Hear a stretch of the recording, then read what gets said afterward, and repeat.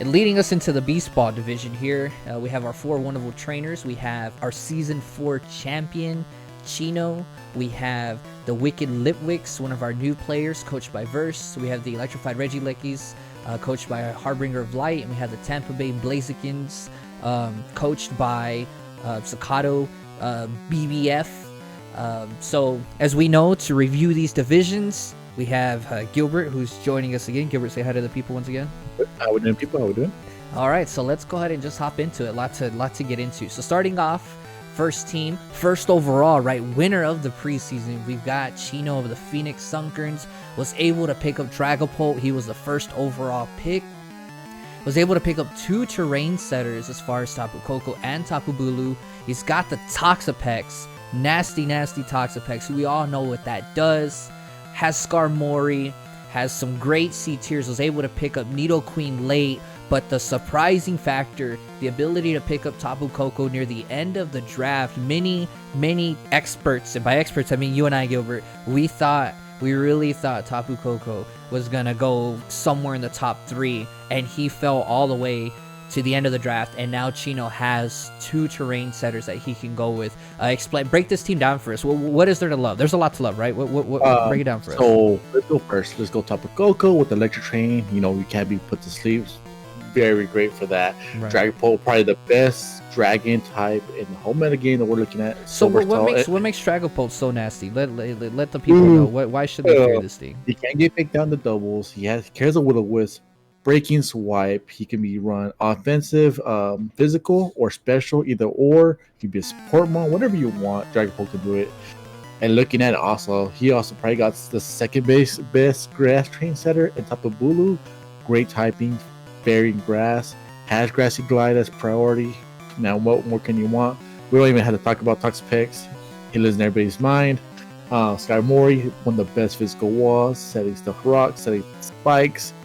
You know, doing everything right. He's a great B tier. What do you think of a B tier? That's Skarmory, and of course the C tiers. I mean, he has Nidoqueen. I think that's gonna be a very good pickup. They did it very late yesterday, and he's got plenty of us. So he can, right, if he wants to rapid spin to not defog, right, because he does have 2 terrain users. That is a concern of mine. How are those terrains gonna override with each other? Does he ever bring both of them? And if he does, I mean, do you ever run defog? But he was, right, still able to get the Blastoise to rapid spin as well. So, I mean, he's got a strength there, right? Oh, especially if you want Blastoise to be offensive too, you can run Shell Smash Blastoise. And he's also very good to be running Shell Smash as well. So, it's a very scary mon, defensive and offensively. That sneaky pick also Colossal. Don't sleep on that. Yeah, let's talk about that. Why do you think so? Colossal's always a very sneaky, just in Gen 8 in general, right? Weakness policy, hint. Why with this team though? Why with his team? Now, when he picked it, he pointed out, kind of tongue-in-cheek, of like, I'm gonna do it for Gilbert. You know, we're gonna do it for the memes. But because you had mentioned some stuff on there, right? But why does this Colossal work with his team? Do you think? Because the simple fact is that Blastoise is a great pairing for him with Aqua Jet. He has a steam engine off. Now he's at +6 speed, and he also has that sets off the weakness policy. Gets a +3 and +3 in attack and special attack. So he's already +6 speed, +3 attack and special attack, and he gets some great moves. He gets Solar Beam, he gets Overheat, he gets Meteor Beam, he gets Stone Edge, Earthquake. You know, just everything you gotta think of for the good coverage. So you gotta be very careful on that part. As a C tier mon, what more can you ask for? 80s across, so get that to +3. Man, he's looking very deadly. It might take a little bit of time to get set up, but if you get set up properly at the right time, I think he's gonna do very well for you. Yeah, I think it was a very well drafted team by the defending champ, and I know he was very happy to pretty much grab his team, and I think it's very well deserved. Very, very well done. Let's hop over to our next player, the Wicked Litwicks, coached by Verse. Kind of starting off here, looking right away, he went ahead and went with the Blacephalon early as his first round pick. Kind of gonna help it out there with, he's got the Alakazam, he's got the Heatran. I know he was really liking that combo of having Ghost Fire and Ghost Steel. He wasn't really concerned that it was two fire types, so he sounds like he has that in his mind on how he would cover it. He's got the Jellicent. Needless to say, his favorite type is Ghost. I think that shows in his draft, right? Man, just looking at draft is so different from what I'm used to seeing, but so cool. I love seeing people, pick what they want to pick for the draft. So they can make it work. Make it theirs, right? Like draft would like make it theirs. Exactly, man. And I'm looking at his team. It looks like it's gonna be a lot of fun to use. Now you look at it, right? You would think, oh well, there's he's got quite a bit of ghost types, but you kind of think about it. That's where like the Heatran really comes in well. The Klefki, right, with the Prankster itself. Even Spiritomb can help beat some of the other ghosts as well. Like it actually, some of them actually coincide pretty well with each other, believe it or not. Even the Galarian Zapdos, right? What do you think about the pickup of that Galarian Zapdos actually? The Galarian Zapdos, I think, is gonna be a great pickup. So if you don't bring the Cephalon, if you bring too many ghost types, bring that Galarian Zapdos.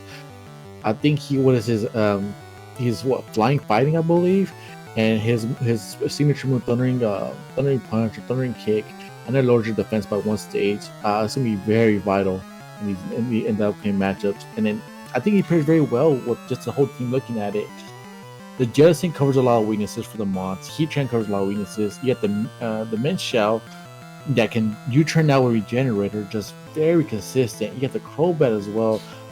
Get the 100% toxic off, so you know you're not missing them.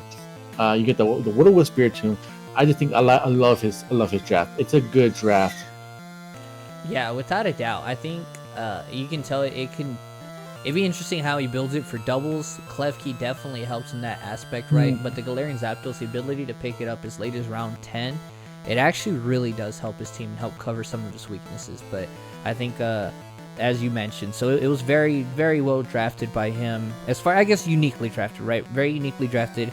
We'll get to see, theoretically how that gets built, right? One thing also is that Ribombee, I forgot to mention, I apologize. Ribombee was Sticky Web, is also for speed control. Very, very good for this team. For the Bucephalon, for the Alakazam, for the Zapdos, he outspeeds it.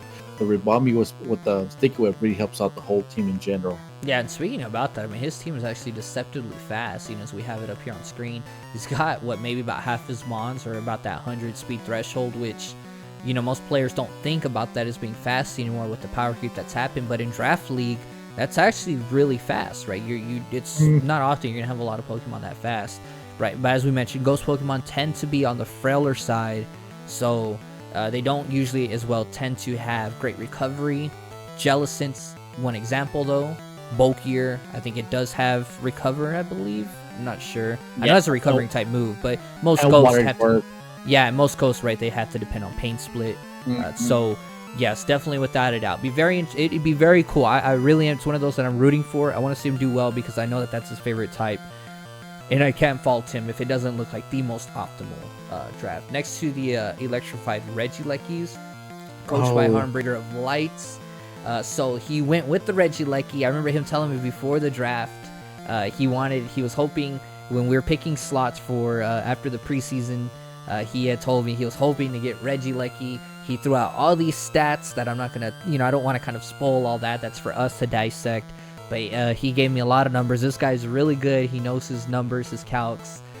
So he was able to pick up the Regieleki, able to get Volcarona, the Mamoswine. I have that misprinter there. It should be the Excavalier, not the Scizor, sorry. And then he has Chansey. We all know what Chansey does, right? No. He's got the Whimsicott. Now, one of the interesting things, Gilbert, how do you feel about this? He got that Pinchurkin. I'm probably mispronouncing that, but he got that, and he's got the Electric Terrain. Now, how does that... Regieleki, just explain to us then. What does Regieleki do in doubles? And, I mean, even just Electric Terrain... had another 30% to his ability that boost over 50%. I mean, I guess if you don't have a ground type when you're going up against him, it sounds like it's gonna be a tough day. Very tough day. Regieleki is the best electric type in the format, hands down, and with Electric Terrain makes it even more better. He has speed control with the Electric Ball. He can have plenty priority with Volt Switch. Like Regieleki, you just look at his moveset. Oh, he doesn't have nothing but electric type moves. but that's okay because he's only doing one job and one job only: speed control, speed control, speed control for double battles. Um, and by the time you know it, he's ready to one you down, and that's where the Mammoth comes in, and it's gonna help him clean up a lot of the mons. The bulk run's gonna clean up a lot of the mons. The Crota, I think Regieleki is gonna be that great mon. You don't see very many KOs from it, but it's gonna have a lot of damage to his name. Yeah, kind of the same, right? It's either gonna control the speed, literally, of the battle, or it can dish out big nuclear. You can go the choice specs route with it, especially if you can get electric terrain under it. But the other one that benefits, if you look on the far right corner, that benefits from the electric terrain, you have the Alolan Raichu with Surge Surfer, and so it's gonna have its speed double. You can, at that point, you don't have to dedicate those resources to try and outspeed other 100 speeds. You can put that fully in special attack. You can make it bulky if you want, right? It is a psychic type as well. I know last season when I was running my rain team, Alolan Raichu was even one that I had on my list because it can be that well as far as a unique kind of electric type. But with that terrain, it's going to be very interesting to see what he uses. I know, hint, hint, there were some seeds that he wanted to pop with it that are, he said it help his calcs and stats. But I think, almost how you mentioned it, the Volcarona on its own right has a chance to sweep, regardless of what's happening in the game. But I think you kind of hit it on the head. I think the two Pokemon that really are going to benefit it from the most are the Tyrantrum, but especially the Mamoswine. As far as from the Regieleki, if he can Electrowebs, right, I think that Mamoswine can really, really start doing work. What other synergies do you see, maybe even in doubles? He's got Whimsicott, so how does his Whimsicott help this team?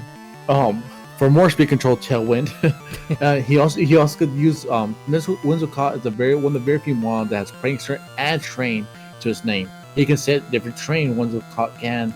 So if you needed to, like if you want to change, let's say you have Electric Train out, but he's gonna get your mon's gonna get, say like Mamoswine's gonna get hit with the ground type move. You can switch to Grassy Train, get back some health, cut the damage in half by the ground type moves. I think that's gonna be really, really cool. I think just the ability to have Mamoswine and Crota, two great priority users. We both know this.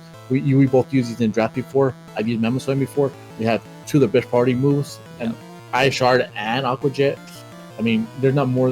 What more can you ask for? But just look at it, it's very well rounded. His team is very well rounded for doubles and for singles. I'm very interested in what this man brings to both. Yeah, and then the Mantine was a great pickup as well. Excuse me. I know when he picked it up, there were a lot of players that were kind of up in arms about it, kind of forgetting either that it was still on the board or knowing that it actually works really well with this team. It helps counter, offset some of the, they have a ground type out. Mantine can come in for free. It can set up some defog if it needs to. It's deceptively bulky, believe it or not. And so, yeah, well drafted by him. So I think overall, that does round out the. Oh, actually, no, I'm sorry. We got the Tampa Bay Blazekins. I completely forgot. Got him. So we have the Tampa Bay Blazekins, like I said, coached by Staccato. And he got the Urshifu, man. He got the Urshifu, Rapid Strike. So his was a bit interesting. He was able to get Urshifu, and then he went Ferrothorn right after. Now, do you think that was, we haven't had a chance to ask him, do they have any type of synergy together, or do you think it's just more of Urshifu was a very solid S tier, and he wanted to grab maybe one of the 4 best A tiers, or is it a mixture of both? Urshifu does not have no synergy with Ferrothorn. Not this one.